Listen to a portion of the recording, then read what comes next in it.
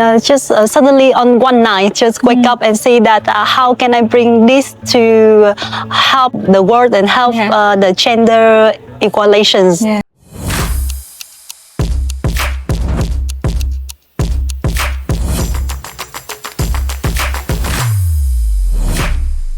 Hello everyone, welcome to the podcast with TEDxΔaKao, and I am Mai Anh. I'm the founder of TEDxΔaKao, and we have a very special guest, Miss Kiều.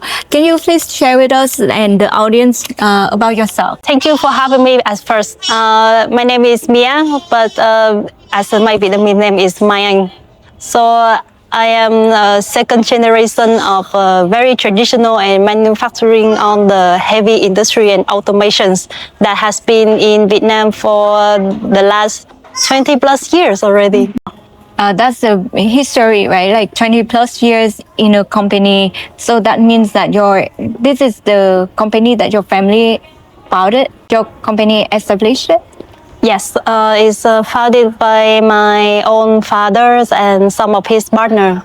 I just joined the company for the last, I think, nearly 5 years. Before I was working in normal, like big corp jobs, like Big Four, consultant, McKinsey, Vin Group, those kind of things. That's so you actually prepared yourself before you joining the family company, right? Actually, when I did that, it's not like prepare for joining. I haven't had any intention to join the company actually because it's already very well established. Yeah. For me, being there is just a coincidence, and it's kind of, I think, is how I want to bring this whole manufacturing traditional world to more people to know that we Vietnamese still have a present place in the world as the supporting industry. Yeah. So there is a fire in you, and there is inspiration in you that you want to be a part of the company and you want to play a significant roles, not only for the company, but also the industry and in specific and Vietnam in general, right? Yes, coming me in just suddenly on one night, just wake up and see that how can I bring this to help the world and help the gender equalizations. Yeah. So, as I know about you, that you having not only a big job, but also you having a family, right? And you have 2 kids and a husband. So how you balance your life and how your day usually start? I don't balance my life. I don't think that anyone with a family and work can balance anything. But we multitasking. We struggling a bit, but we struggle and then we get through the day.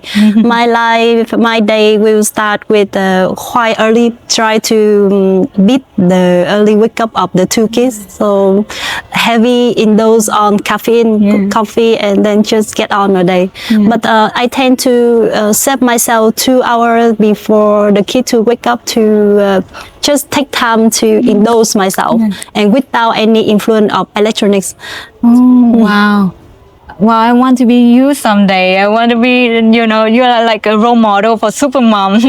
I think everyone is a super mom in some kind of term. Even you, like anyone with or without family, without kid, you guys all take care in some part. We women always take care in some small part of life and your surroundings. So that's a mom. You are a mom too. You have your own cat, beds, those kind of things. Or even you take care of plant is kind of the mom things, right? nurturing. Yeah. So that is how you start a day. Very amazing. So which items that you would never leave the house without? And here we are in we are having this podcast in Muji, one of the Muji stores in Vietnam. So do you have a favorite products, like a go-to products that maybe like you always bring it with you? Oh, I love Muji. And one of the items that I cannot live without my aromatic diffusers. I love all the smell. It brings you quite peaceful, and it's actually very healing for yourself and your inner being as well. Thank you so much. I also have a diffuser as well. Which smell you choose? I was using, I think it's some oaky kind of wooden smell. Sometimes we'll have some tea, some tea tree. So it gives you calm calm, right? Peace and quiet. Peace and then quiet. You turn on the diffusers and make you feel calm immediately. Yes. So, can you share us a little bit about your good and your bad habits of every day and how you do very challenging scope of work in a very heavy industry like that? How you find yourself motivation? I think my good habit is I'm quite resilient. I don't feel like I don't feel like beat down on anything. So I tend to pick myself up and just keep on going on the day on the heavy projects. So that bring up to the bad habit that I tend to drag people and drag my team along with me. So that I tend to overwhelm them a bit. So, you're a woman in a heavy industry, and what's your talk going to be when you're sharing with the TEDxΔaKao community?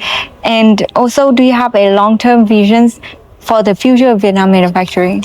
Yes, so when bringing up on TED, I would like to say that traditional manufacturing is not the year of the Henry IV when the industry just the big heavy black motors car come along, but nowadays it's more about like automations, including on the IoT technology and AI come along to reduce the human work, human labors and sustainability on producing more steel infused or reducing on waste on wood and timber wood. Yeah. So that's what I would like to talk on the stage and to see that I'm not as young as the new generation, but I think I'm quite in the middle of between the two generations to see that I can inspire them that traditional manufacturing could be a inspired career for everyone to try on.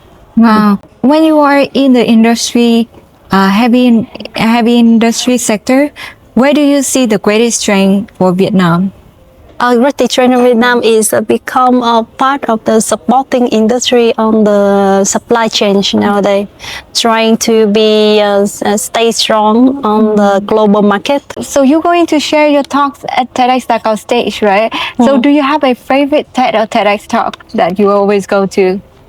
Oh, I think one of my favorites one is Cheryl Canby, that she was talking about how on the leading industry that lack of the woman present. Very lucky that I'm one of leading woman in the big dominance, male dominance. So which is how that feel and why is that happening right now. Yeah.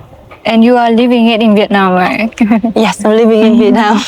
What is the message that you want to, share with the whole audience that's saying now is the time for us to come together and act on this moment? So I think now is the time for gender equality in not only in my sector of manufacturing, but in every sector, that we don't see gender as a gap to fill in anymore.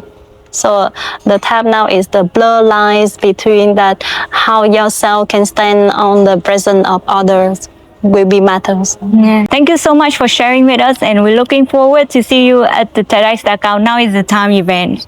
Thank you for having me. And for those who are watching this podcast, please check out Mrs.